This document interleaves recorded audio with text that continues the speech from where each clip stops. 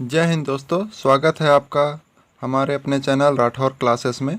तो दोस्तों, आज का हमारा टॉपिक है भारतीय संविधान।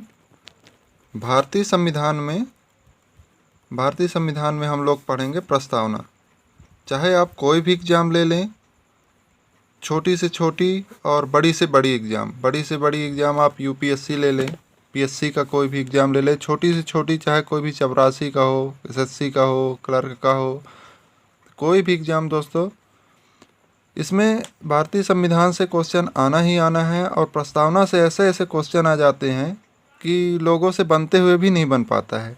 एकदम से सरल क्वेश्चन प्रस्तावना, छोटा सा लाइन है प्रस्तावना, 5 लाइन का, और इससे क्वेश्चन बनने ही बनने हैं। और इतना प्यारा क्वेश्चन बनता है कि लोग बार बनते हुए भी गलत करके चले जाते हैं। तो हम लोग देखेंगे प्रस्तावना आखिर लिया कब गया था। तो प्रस्तावना दोस्तों पंडित नेहरू के एक उद्देश्य प्रस्ताव था, पंडित नेहरू का, उसी को मान लिया गया था प्रस्तावना। और इसमें संशोधन हुआ था, 42वां संशोधन इंदिरा गांधी की सरकार में 1976 में। 42वां संशोधन में 3 चीज़ें ऐड किया गया। 3 चीज़ें क्या क्या है? समाजवादी, दोस्तों समाजवादी ऐड किया गया था। इसमें कई लोग वो भ्रमित हो जाते हैं कि राष्ट्रवादी है कि समाजवादी है। तो दोस्तों याद रखना, समाजवादी ऐड किया गया था। फिर ये ऐड किया गया था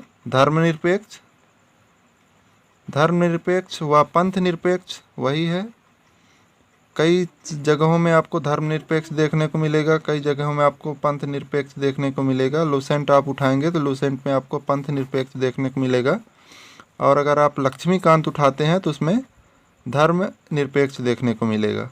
आप कुछ भी लिख सकते हैं, लेकिन अगर ऑप्शन में धर्मनिरपेक्ष और पंथनिरपेक्ष दोनों दिया है तो आप धर्मनिरपेक्ष को ही लगाएंगे। हमारे भारतीय संविधान में धर्मनिरपेक्ष दिया गया है। और दोस्तों अब तीसरा देखते हैं क्या जुड़ा था, एकता और अखंडता। एकता और अखंडता को जोड़ा गया था तीसरा। तो ये बहुत बड़ी अपडेट है। इसमें हुआ था सन 1976 में, कब? 42वां संविधान संशोधन में। और हर एक एग्जाम में कहीं ना कहीं पूछ देता है कि धर्मनिरपेक्ष शब्द किस संशोधन में लिया गया था, या फिर 42वें संशोधन में कौन कौन से 3 शब्द लिए गए थे, या राष्ट्रवादी लिया गया था, समाजवादी लिया गया था, धर्मनिरपेक्ष लिया गया था, एकता अखंडता लिया गया था। कई भी प्रकार से घुमा फिरा के पूछ दे, आपको बस इतना याद रखना है कि समाजवादी, धर्मनिरपेक्ष और एकता और अखंडता, ये 3 चीज़ें 42वें संशोधन में लिया गया था। अब दोस्तों आते हैं प्रस्तावना में बहुत छोटा लाइन है प्रस्तावना हमारा। तो ये प्रस्तावना का क्या है विषय वस्तु, बस आपको एकदम से रट लेना है इसको, कोई शॉर्ट ट्रिक मत लगाओ, इसको रट लो। और बहुत छोटा है, आपको जल्द ही याद हो जाएगा। हम भारत के लोग भारत को संपूर्ण प्रभुत्व, हम भारत के लोग भारत को संपूर्ण प्रभुत्व संपन्न समाजवादी, ये अपना 1976 42वें संविधान संशोधन, समाजवादी, धर्मनिरपेक्ष, ये भी अपना 42वां संशोधन, लोकतांत्रिक गणराज्य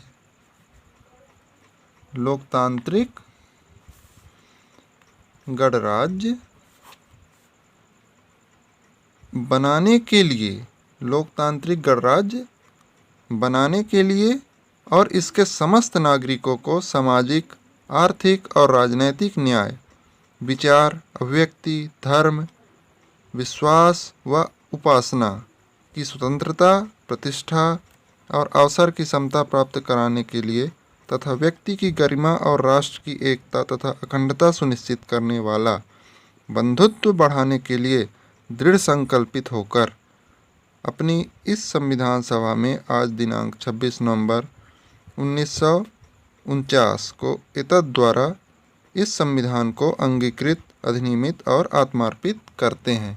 तो दोस्तों,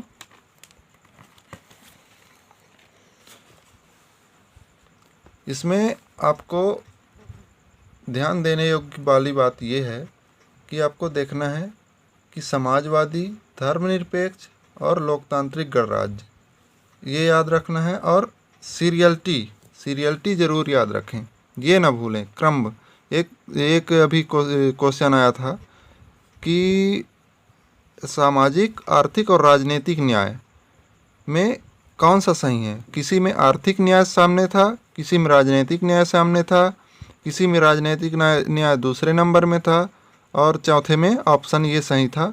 तो आपको याद रखना है इसका सीरियल क्रमांक, पहले सामाजिक न्याय, फिर आर्थिक न्याय, फिर राजनीतिक न्याय, फिर विचार, अभिव्यक्ति, धर्म, विश्वास, उपासना की स्वतंत्रता, प्रतिष्ठा और अवसर की समता प्राप्त कराने के लिए तथा व्यक्ति की गरिमा और राष्ट्र की एकता तथा अखंडता। ये शब्द कब आया था? 42वें संविधान संशोधन में। बिल्कुल याद रखिएगा, ये हमेशा पूछ लिया जाता है। सुनिश्चित कराने वाला बंधुत्व को बढ़ाने के लिए दृढ़ संकल्पित होकर अपनी इस संविधान सभा में आज दिनांक 26 नवंबर 1949 को एतद द्वारा इस संविधान को अंगीकृत, अधिनियमित और आत्मार्पित करते हैं। बिल्कुल आपको रट जाना चाहिए। और इससे एक क्वेश्चन पक्का है दोस्तों। अब देखते हैं हम प्रस्तावना का तत्व। इसमें 4 तत्व हैं, कोई दिक्कत नहीं है, छोटा सा है कि जो प्रस्तावना में है क्या, अधिकार का स्रोत। आप जब प्रस्तावना को ध्यान से पढ़ेंगे तो आपको अपना अधिकार नजर आएगा, उसमें अधिकार का स्रोत है। और सेकंड क्या है अपना,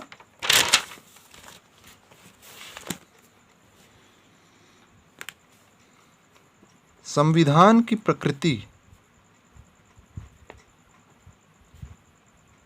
संविधान की प्रकृति। तीसरा उद्देश्य। चौथा तिथि। तिथि तो आपको याद ही है, 26 नवंबर 1949। उद्देश्य क्या है? उद्देश्य क्या है प्रस्तावना का? न्याय, सभी लोगों को समान न्याय दिलाना, लोगों की स्वतंत्रता। ये संविधान का उद्देश्य है, प्रस्तावना का उद्देश्य है स्वतंत्रता और सभी को समता, सभी समान हो, हर एक जगह समान अधिकार उनको प्राप्त हो, और बंधुत्व। प्रकृति क्या है संविधान की? कि समाजवादी, धर्मनिरपेक्ष और लोकतांत्रिक गणराज्य, ये इसकी प्रकृति है। समाजवादी, धर्मनिरपेक्ष और लोकतांत्रिक गणराज्य। उसके अधिकार स्रोत। अधिकार स्रोत कौन है? भारत के लोग। संविधान में जितने भी शक्ति है, जो भी अधिकार है, वो सिर्फ भारत के लोगों का ही है। भारत के लोग हैं तो संविधान है, नहीं तो नहीं है। तो दोस्तों, अपन प्रस्तावना में इतनी सारी चीज़ें याद रखेंगे और कहीं से भी क्वेश्चन आ जाए प्रस्तावना में, बिल्कुल बना देना है। अगर ये याद है, और इसी बीच से क्वेश्चन आना ही आना है और आते हैं। दोस्तों, वीडियो कैसी लगी आप कमेंट बॉक्स में ज़रूर बताएं। और अगर पसंद आया हो तो लाइक करें, ना पसंद आया हो तो डिसलाइक करें, लेकिन वोट ज़रूर दें और चैनल को सब्सक्राइब करें। दोस्तों, जय हिंद।